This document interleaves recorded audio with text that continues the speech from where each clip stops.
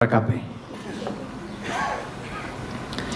কিয়ামতের দিন আল্লাহ তাআলা অনেক শহীদকে বলবেন তুমি জাহান্নামে যাবে। সে বলবে আল্লাহ আমি জাহান্নামে যাব, আমি তো রক্ত দিয়েছি তোমার জন্য, লিইলাই কালিমাতিল্লাহ, আমার দেহের তাজা রক্ত দিয়ে আমি শহীদ হয়েছি, জানাজা ছাড়া আমার দাফন হয়েছে, আমি তো জান্নাতে যাব। আল্লাহ বলবে না, তুমি শহীদ হয়েছো এই কারণে যে লোকজন তোমাকে বীর বলবে, বীর বাহাদুর। তো দুনিয়াতে তো তোমারে বাহাদুর বলছে, তো তোমারে বিশাল যোদ্ধা ছিল, বাহাদুর ছিল, এই খেতাব তো তুমি পেয়েছো, আমার কাছে কিছু নেই, জাহান্নামে যাও, go to the hell fire.